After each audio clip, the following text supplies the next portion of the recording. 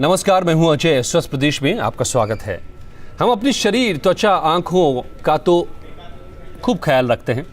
ज़रा सी भी दिक्कत हो तो तुरंत डॉक्टर के पास भी जाते हैं या दवाई खाते हैं। लेकिन जब बात दांतों की आती है तो हम एक वक्त या बहुत ज़्यादा 2 वक्त ब्रश करके दांतों को लेकर अपनी जिम्मेदारी से मुक्त हो जाते हैं और यहीं से दांतों की परेशानी शुरू होती है।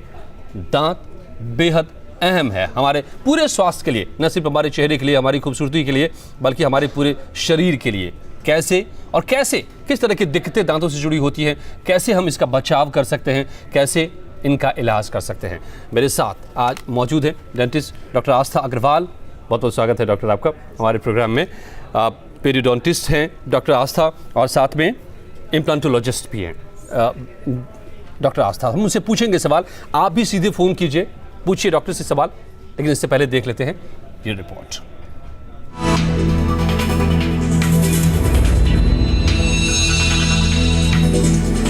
दांतों को सेहत और सुंदरता का आईना माना जाता है, लेकिन खाने पीने के बाद मुंह की साफ सफाई में कोताही बरतना आम बात है और यही कोताही दांतों की बीमारियों की वजह बनती है।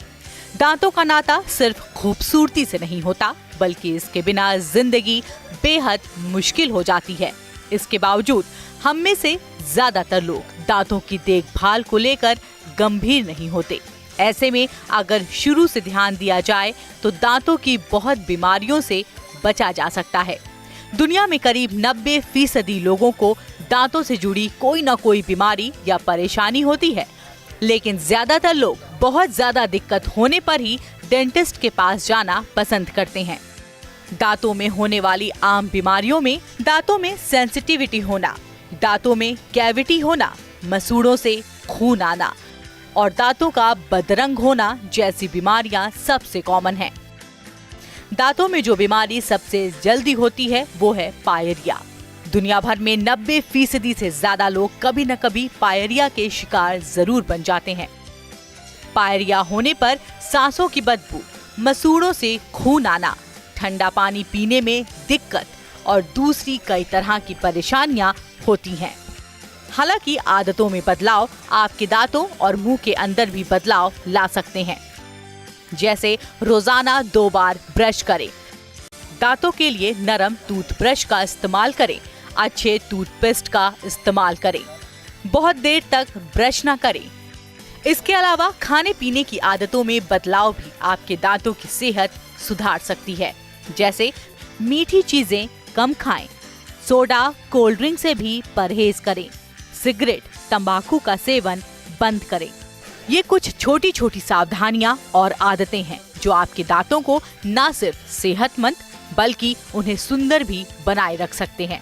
Bureau report, news state Uttarakhand, Uttar Pradesh. अगर आपने गौर से इस रिपोर्ट को देखा होगा तो सबसे जो अहम बात है, 90% जैसे रिपोर्ट में बताया गया से ज़्यादा लोगों को दांतों की कोई न कोई प्रॉब्लम आती रहती है। लेकिन ज़्यादातर लोग तब जाते हैं डॉक्टर के पास जब दिक्कत बहुत ज़्यादा बढ़ जाती है। डॉक्टर आस्था, क्या ये सही बात है? ये बिल्कुल सही बात है। हाँ। पेशेंट्स तब डॉक्टर के पास आते हैं जब मोस्टली उन्हें दांतों से ज़्यादा खून आने लगता है या फिर उनको दांतों में दर्द ज़्यादा होने लगता है। इनिशियल लेवल पे पेशेंट्स डॉक्टर के पास जाने से कतराते हैं। अगर हम लोग दांतों की साफ सफाई रखते हैं, प्रॉपर ब्रशिंग करते हैं, डेंटिस्ट के पास रेगुलर चेकअप कराते हैं, ऐसे केसेस में हम लोग बहुत हद तक और ज़्यादा डेंटल डिके या डेंटल प्रॉब्लम से इजाद पा सकते हैं। मतलब ये हुआ कि अगर हम दांत को ख़राब होने से या बहुत ज़्यादा दिक्कत बढ़ने से पहले से डॉक्टर के पास जाते रहे तो दांत ख़राब ही नहीं हो फिर शायद। बिल्कुल। और फिर वो जो चाहे वो कैविटी की बात हो या पायरिया होने की बात हो या दांतों से खून आना हो, स्वेलिंग हो, इन सब से हम बच सकते हैं क्या डॉक्टर? बिल्कुल बच सकते हैं।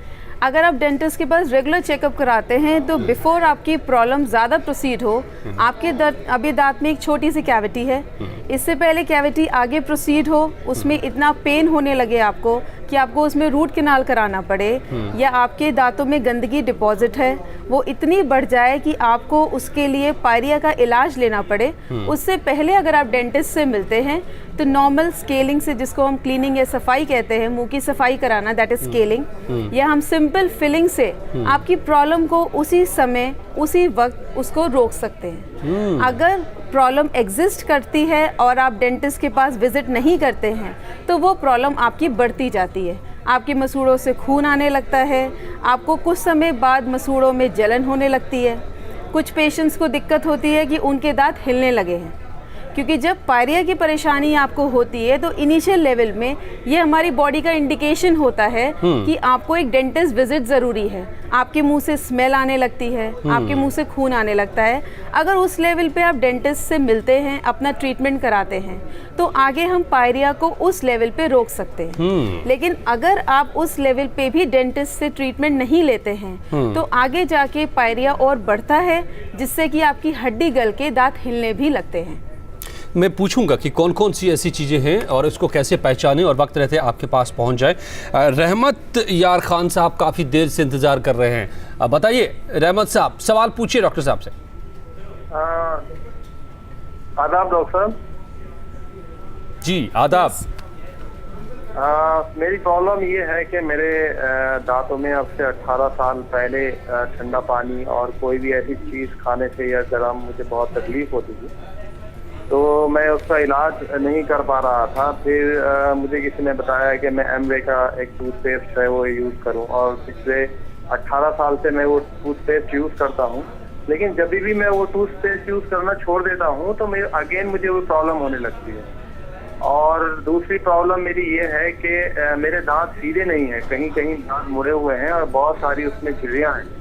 मैं चाहता हूँ मेरे दांतों की झिर्रियाँ खत्म हो जाएं, क्या कोई ऐसी सूरत है? बस ये 2 क्वेश्चन हैं जो मैं आपको बता रहा हूँ।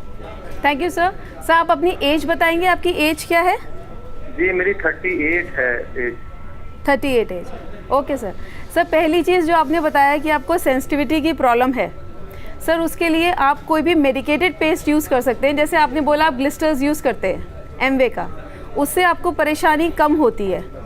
तो जो कॉम्पोजिशन एक मेडिकेटेड पेस्ट की होती है, जो सेंसिटिविटी से रिलेटेड पेस्ट होते हैं, उनकी कॉम्पोजिशन में और जो साधारण पेस्ट होते हैं उनकी कॉम्पोजिशन में थोड़ा फ़र्क होता है, जिसकी वजह से अगर आप सेंसोडाइन या आप थर्मोसील भी यूज़ करते हैं पेस्ट, उससे भी आपको उतना ही फ़र्क मिलेगा जितना आपको ग्लिस्टर्स से मिलता है। और सबसे इम्पॉर्टेंट बात जो आपने बताई कि आपके दांतों में थोड़ी थोड़ी झिर्रियाँ हैं और आपके दांत अलाइन नहीं हैं, थोड़े टेढ़े हैं। इससे क्या होता है, जो हमारे दांत में 3 लेयर्स होती हैं, पहली इनेमल, दूसरी डेंटिन और थर्ड पल्प। तो जब हमारे दांत अलाइन नहीं होते हैं तो हमारी जो सेकंड लेयर होती है डेंटिन, वो जगह जगह से एक्सपोज हो जाती है। दैट इज़ इनेमल की जो लेयर होती है वो थिन रह जाती है, जिसकी वजह से पेशेंट को सेंसिटिविटी की प्रॉब्लम होने लगती है। तो ऐसे पेशेंट्स में हम हमेशा एडवाइस करते हैं कि वो एक सेंसिटिविटी पेस्ट को कंटिन्यू रखें। और अगर आपने पहले कुछ लेवल पे अपने थोड़े से दांतों को अलाइन करा लिया होता तो आपको ये प्रॉब्लम कम आती, क्योंकि जब दांतों में क्राउडिंग होती है, दांत अलाइन नहीं होते हैं, तो वहाँ की हड्डी भी पतली होती है, जिससे कि मसूड़ा थोड़ा नीचे जाता है। तो अब क्या कर सकते हैं ये? अब इसमें ये कर सकते हैं कि ये इस सेंसिटिविटी पेस्ट को कंटिन्यू रखें, अपना डेंटल विजिट कराते रहें, क्योंकि ऐसी जगहों को ये प्रॉपरली क्लीन नहीं कर पाएंगे। उनकी अगर मेंटेनेंस होती रहेगी तो उसकी फर्दर डिग्रेडेशन कम हो जाएगी और उसकी लाइफ बढ़ जाएगी। अब शमीम अहमद साहब हैं शामली से। बहुत लोग आपसे सवाल करना चाह रहे हैं, बहुत सारे फोन कॉल्स वेटिंग में हैं। बताइए शमीम साहब। हेलो जी पूछिए। जी नमस्कार जी। नमस्कार डॉक्टर साहिबा, मेरा बेटा है 7 साल का। जी 7 साल का बेटा है मेरा, तो उसके दूध के दांत तो टूट गए हैं। ठीक है।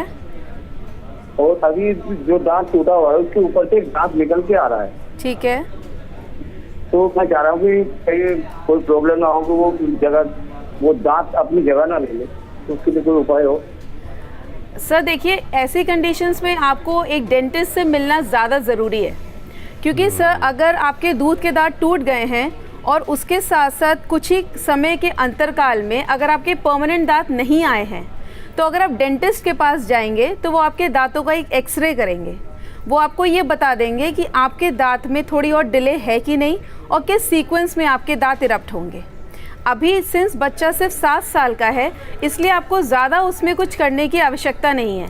लेकिन हाँ, आप एक बार अपने जो भी पास में आपके डेंटिस्ट हों उनको विज़िट ज़रूर कर लीजिए कि आपके जो भी परमानेंट दांत आ रहे हैं वो ठीक आ रहे हैं कि नहीं, क्योंकि जब तक दांत पूरी तरह इरप्ट नहीं हो जाता है तब तक उसके लिए हम कुछ भी नहीं कर सकते। अच्छा डॉक्टर, मैं जल्दी से एक सवाल इसी से जुड़ा पूछ लूँ कि इस एज में जब बच्चों के दूध के दांत जा रहे होते हैं और नए दांत आने होते हैं, उस समय में एक बार क्या डॉक्टर से मिल करके सब कुछ ठीक ठाक है कि नहीं, कुछ उसमें इंटरफेरेंस की ज़रूरत तो नहीं है, मिल लेना चाहिए? डेफिनेटली लेना चाहिए। उससे आपको एक पता चल जाता है कि जो बच्चे का परमानेंट डेंटिशन है वो करेक्ट सीक्वेंस में आ रहा है। क्योंकि कभी ऐसा होता है बच्चे खेलते हैं, बच्चे गिर जाते हैं, मोस्टली ऐसा होता है उनके आगे के दांत टूटते हैं। तो अगर दूध के दांत अपनी स्टेज पे जो 6 ईयर उनका टाइम है कि 6 ईयर्स पे टूटेंगे, उससे पहले अगर टूट जाते हैं तो डेंटिस्ट के पास बहुत से ऑप्शंस होते हैं जिससे वो आपके परमानेंट दांतों को गाइड कर सकते हैं कि वो अपनी पोजीशन पे आएं। अच्छा। तो वो टाइम इम्पॉर्टेंट होता है कि आप एक बार डेंटिस्ट से विजिट करके अपने बच्चे के दांतों को ज़रूर दिखाइए। बताइए, ये इस तरह क्या अवेयरनेस हम लोग के यहाँ नहीं है और इससे बाद में दांत आ रहे तिरछे भी आ जाते हैं, कई दिक्कतें भी आ जाती हैं और फिर उसको कंट्रोल करने में कितने साल लग जाते हैं और काफ़ी महंगा भी होता है वो जो ट्रीटमेंट होता है लंबा। अनिल जी सीतापुर से हैं, पूछिए अनिल जी सवाल।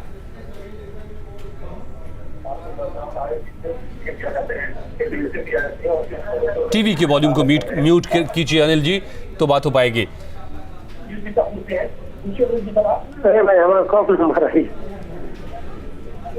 चले, मऊ से अक्सार अहमद साहब जुड़े हुए हैं।